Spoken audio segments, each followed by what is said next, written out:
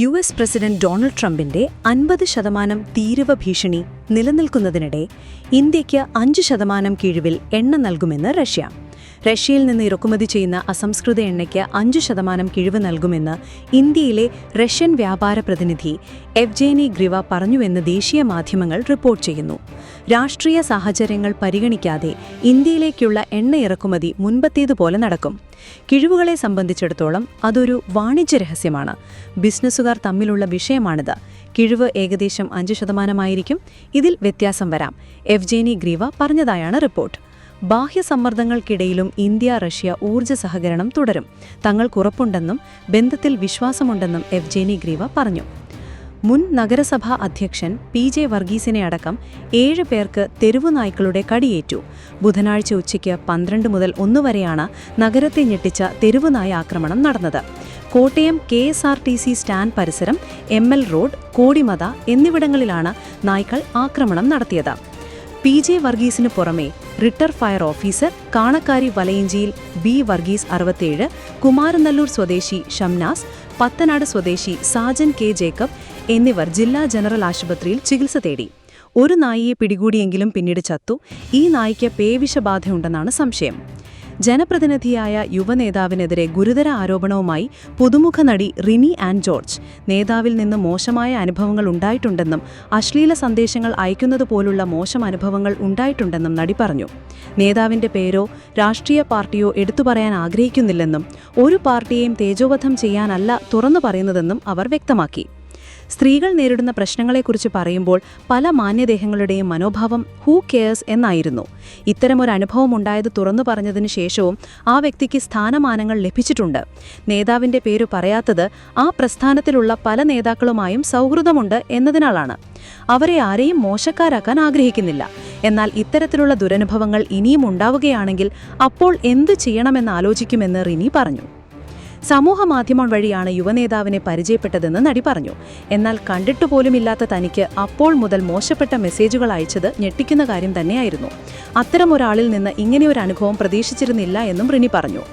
ഇങ്ങനെയാകരുത്, വളർന്നു വരുന്ന ഒരു യുവനേതാവാണ്, സമൂഹത്തിന് മാതൃകയാകേണ്ട ആളാണെന്ന് ഞാൻ തുടക്കത്തിന് ഉപദേശിച്ചിരുന്നു.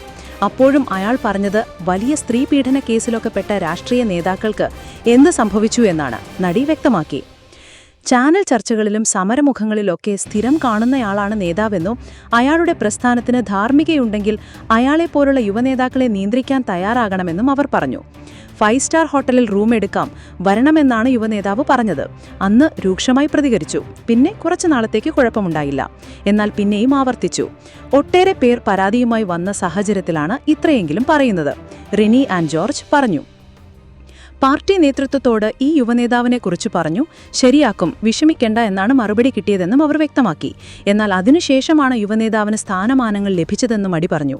എനിക്ക് അശ്ലീല സന്ദേശങ്ങൾ വന്നു, ഞാനതിനെ കാര്യമാക്കിയില്ല. എന്നാൽ സമീപകാലത്ത് ഈ വ്യക്തിയെക്കുറിച്ച് സമൂഹമാധ്യമങ്ങളിൽ ചില കാര്യങ്ങളൊക്കെ വന്നപ്പോൾ പല സ്ത്രീകളും ഈ പ്രശ്നങ്ങൾ നേരിടുന്നുണ്ടെന്ന് മനസ്സിലായി.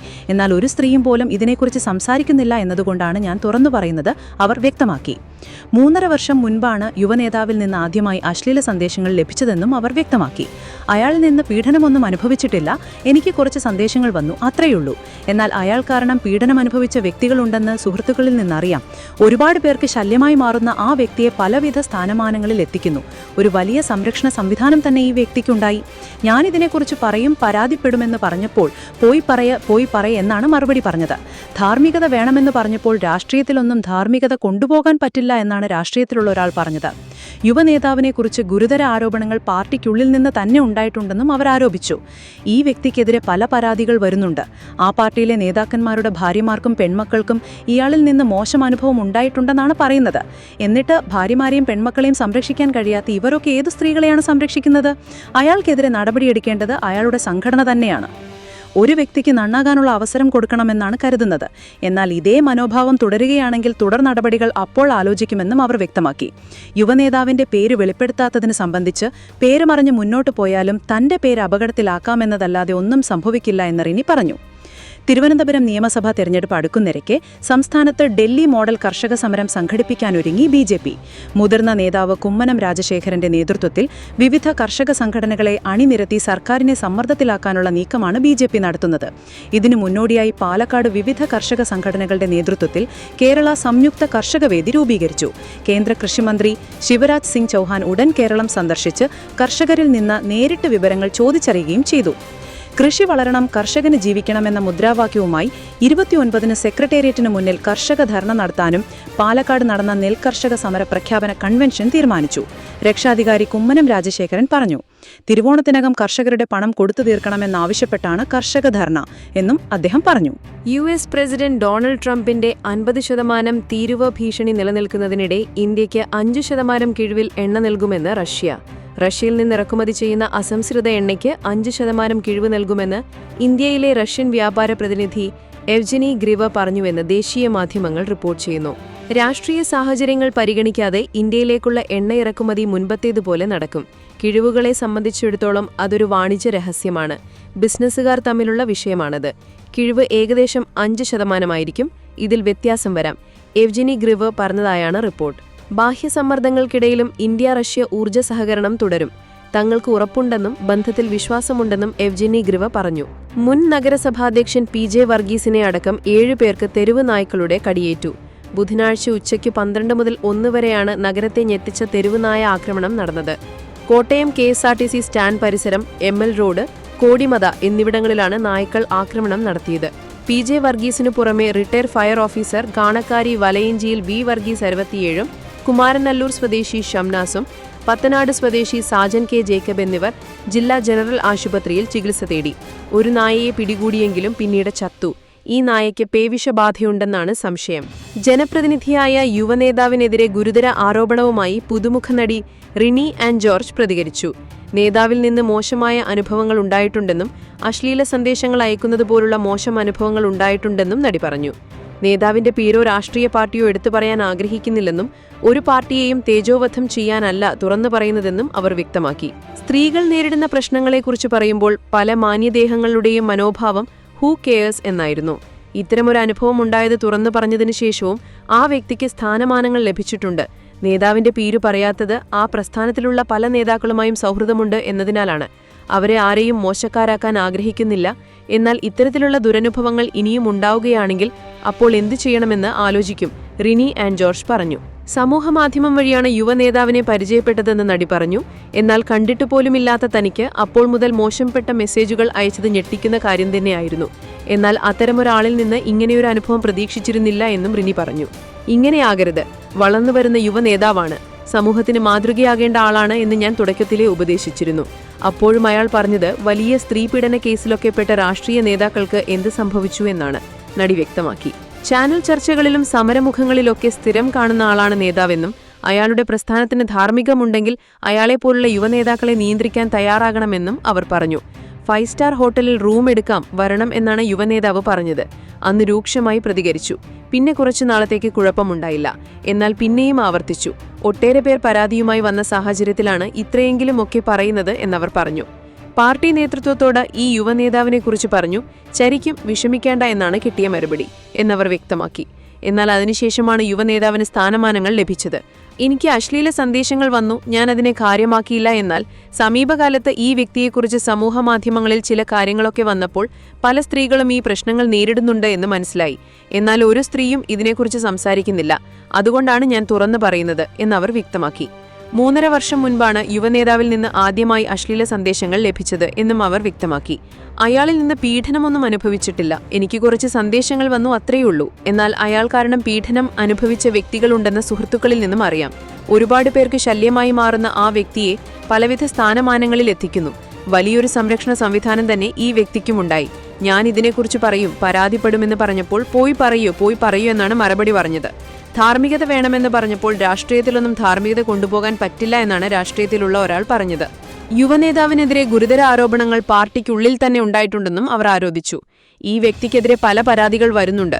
ആ പാർട്ടിയിലെ നേതാക്കന്മാരുടെ ഭാര്യമാർക്കും പെൺമക്കൾക്കും വരെ ഇയാളിൽ നിന്ന് മോശം അനുഭവം ഉണ്ടായിട്ടുണ്ടെന്നാണ് പറയുന്നത്. എന്നിട്ടും ഭാര്യമാരെയും പെൺമക്കളെയും സംരക്ഷിക്കാൻ കഴിയാത്ത ഇവരൊക്കെ ഏത് സ്ത്രീകളെയാണ് സംരക്ഷിക്കുന്നത്? അയാൾക്കെതിരെ നടപടിയെടുക്കേണ്ടത് അയാളുടെ സംഘടന തന്നെയാണ്. ഒരു വ്യക്തിക്ക് നന്നാകാനുള്ള അവസരം കൊടുക്കണമെന്നാണ് കരുതുന്നത്. എന്നാൽ ഇതേ മനോഭാവം തുടരുകയാണെങ്കിൽ തുടർ നടപടികൾ അപ്പോൾ ആലോചിക്കുമെന്നും അവർ വ്യക്തമാക്കി. യുവനേതാവിന്റെ പേര് വെളിപ്പെടുത്താത്തത് സംബന്ധിച്ച് പേര് പറഞ്ഞ് മുന്നോട്ടു പോയാലും തന്റെ പേര് അപകടത്തിലാക്കാമെന്നതല്ലാതെ ഒന്നും സംഭവിക്കില്ല എന്ന് റിനി പറഞ്ഞു. തിരുവനന്തപുരം നിയമസഭാ തെരഞ്ഞെടുപ്പ് അടുത്തിരിക്കെ സ്ഥാനത്ത് ഡൽഹി മോഡർ കർഷക സമരം സംഘടിപ്പിക്കാൻ BJP ഒരുങ്ങുന്നു. മുതിർന്ന നേതാവ് കുമ്മനം രാജശേഖരന്റെ നേതൃത്വത്തിൽ വിവിധ കർഷക സംഘടനകളെ അണിനിരത്തി സർക്കാരിനെ സമ്മർദ്ദത്തിലാക്കാനുള്ള നീക്കമാണ് BJP നടത്തുന്നത്. ഇതിനു മുന്നോടിയായി പാലക്കാട് വിവിധ കർഷക സംഘടനകളുടെ നേതൃത്വത്തിൽ കേരള സംയുക്ത കർഷക വേദി രൂപീകരിച്ചു. കേന്ദ്ര കൃഷിമന്ത്രി ശിവരാജ് സിംഗ് ചൌഹാൻ ഉടൻ കേരളം സന്ദർശിച്ച് കർഷകരിൽ നിന്ന് നേരിട്ട് വിവരങ്ങൾ ചോദിച്ചറിയാനാണ് നടപടി. കൃഷി വളരണം, കർഷകന് ജീവിക്കണമെന്ന മുദ്രാവാക്യവുമായി 29-ന് സെക്രട്ടേറിയറ്റിന് മുന്നിൽ കർഷക ധർണ നടത്താനും പാലക്കാട് നടന്ന നെൽകർഷക സമരപ്രഖ്യാപന കൺവെൻഷൻ തീരുമാനിച്ചതായി രക്ഷാധികാരി കുമ്മനം രാജശേഖരൻ പറഞ്ഞു. തിരുവോണത്തിനകം കർഷകരുടെ പണം കൊടുത്തു തീർക്കണമെന്നാവശ്യപ്പെട്ടാണ് കർഷക ധർണയെന്നും അദ്ദേഹം പറഞ്ഞു. കേന്ദ്രം നൽകിയ പണം കേരള സർക്കാരിന്റെ കയ്യിലുണ്ടായിട്ടും അത് നൽകാത്തത് കർഷകരോടുള്ള ചൂഷണമാണെന്നും അദ്ദേഹം അറിയിച്ചു. പ്രമുഖ യുവ നേതാവ് ലൈംഗിക ചുവയുള്ള സന്ദേശങ്ങൾ അയച്ചുവെന്നും ഇത് ചോദ്യം ചെയ്തപ്പോൾ വെല്ലുവിളിച്ചുവെന്നും നടി റിനി ആൻ ജോർജ് വെളിപ്പെടുത്തി. താൻ പരാതി നൽകുമെന്ന് പറഞ്ഞപ്പോൾ പോയി പറയെന്ന് പരിഹാസത്തോടെയാണ് അയാൾ പ്രതികരിച്ചതെന്നും റിനി വ്യക്തമാക്കി. നേതാവിന്റെ പേരോ രാഷ്ട്രീയ പാർട്ടിയോ വെളിപ്പെടുത്താൻ റിനി തയ്യാറായില്ല.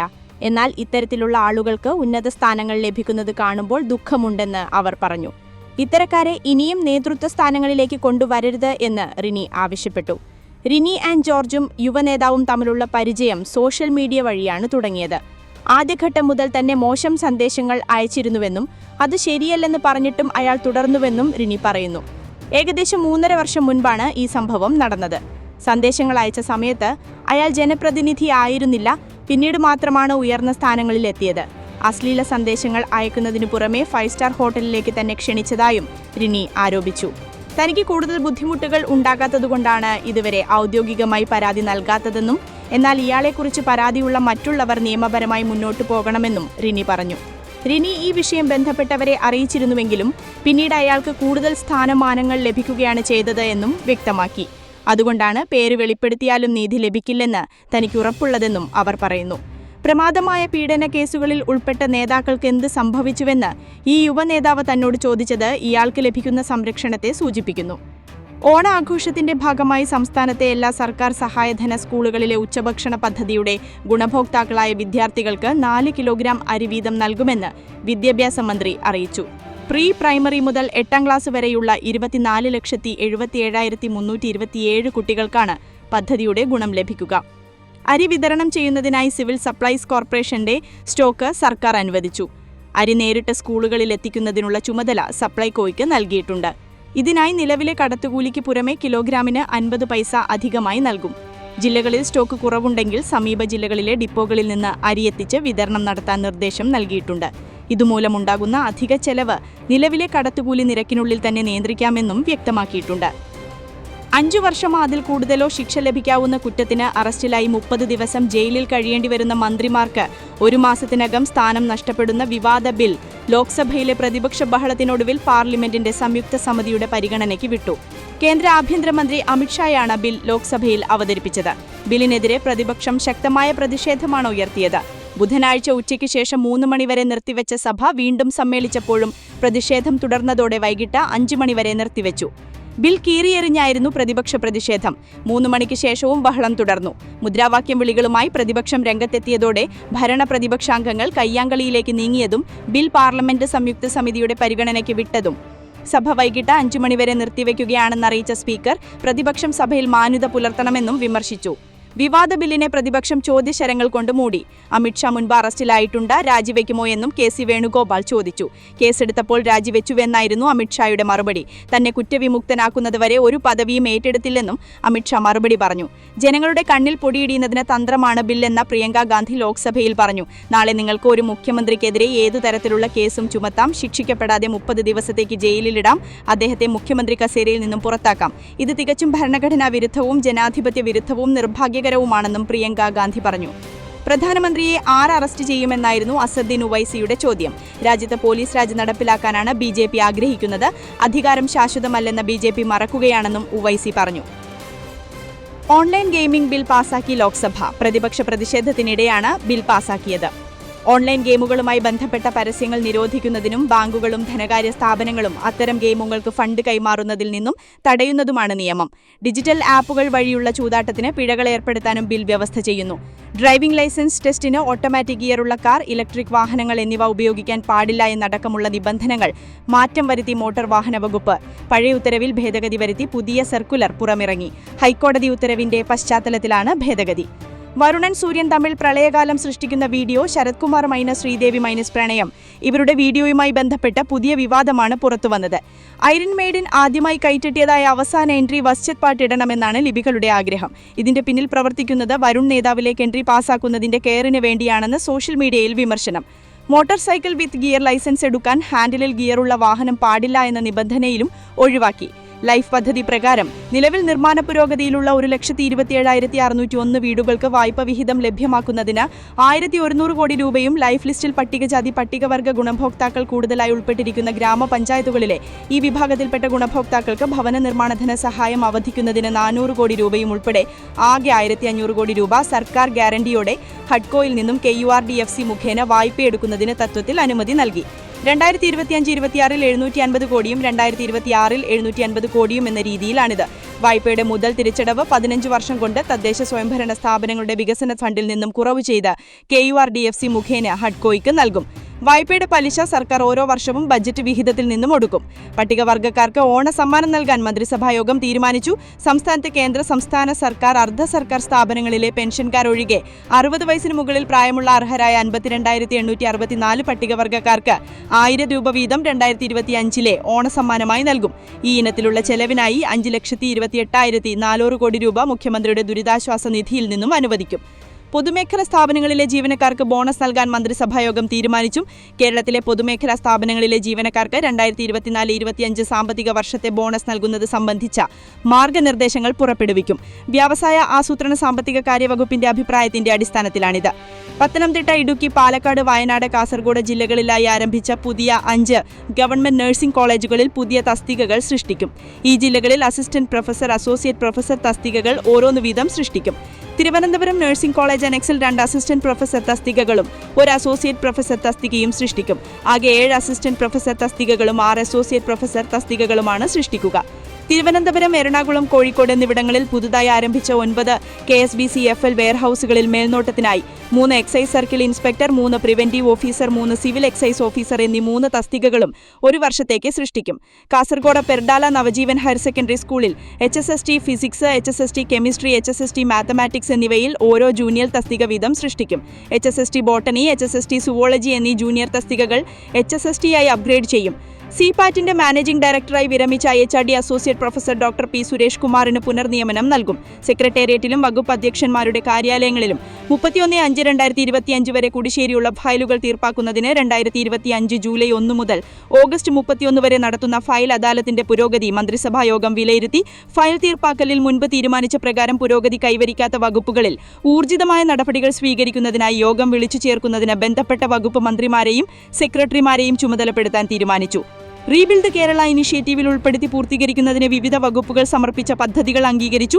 പൊതുമരാമത്ത് വകുപ്പിന്റെ പത്തനംതിട്ട ജില്ലയിലെ 3 റോഡുകൾ, കൊല്ലം ജില്ലയിലെ 9 റോഡുകൾ, തദ്ദേശ സ്വയംഭരണ വകുപ്പിന്റെ ഇടുക്കി വട്ടവട പഞ്ചായത്തിലെ 3 റോഡുകൾ എന്നീ പ്രവൃത്തികളാണ് അംഗീകരിച്ചത്. കുറ്റ്യാട്ടിൽ യുവതിയെയും ആൺസുഹൃത്തിനെയും പൊള്ളലേറ്റ നിലയിൽ കണ്ടെത്തി. ഉരുവച്ചാൽ സ്വദേശി പ്രവീണ, കുട്ടാവ് സ്വദേശി ജിജേഷ് എന്നിവരെയാണ് പൊള്ളലേറ്റ നിലയിൽ കണ്ടെത്തിയത്. യുവതിയുടെ നില ഗുരുതരമാണ്. ഇരുവരെയും പരിയാരം ഗവൺമെന്റ് മെഡിക്കൽ കോളേജിലേക്ക് മാറ്റി. ഇന്ന് ഉച്ചയ്ക്ക് 2-നാണ് സംഭവം. യുവതിയുടെ വീട്ടിനകത്താണ് ഇരുവരെയും കണ്ടെത്തിയത്. പുക ഉയരുന്നത് കണ്ട് സമീപവാസികൾ നോക്കിയപ്പോഴാണ് വീട്ടിൽ ഇരുവരെയും കണ്ടെത്തുന്നത്. യുവതിയുടെ പിതാവും മാതാവും 2 കുട്ടികളും ഒരുമിച്ചാണ് താമസമെങ്കിലും സംഭവം നടക്കുമ്പോൾ ഇവർ മാത്രമേ വീട്ടിലുണ്ടായിരുന്നുള്ളൂ. ജിജേഷ് വീട്ടിലേക്കെത്തി പ്രവീണയെ തീകൊളുത്തിയ ശേഷം ആത്മഹത്യയ്ക്ക് ശ്രമിക്കുകയായിരുന്നുവെന്നാണ് പോലീസിൽ നിന്ന് ലഭിക്കുന്ന പ്രാഥമിക വിവരം. പ്രവീണയുടെ ഭർത്താവ് ഗൾഫിലാണ് ജോലി ചെയ്യുന്നത്. ജിജേഷും പ്രവീണയും തമ്മിൽ ഏറെ നാളത്തെ സൗഹൃദമുണ്ടെന്ന് പോലീസ് പറയുന്നു.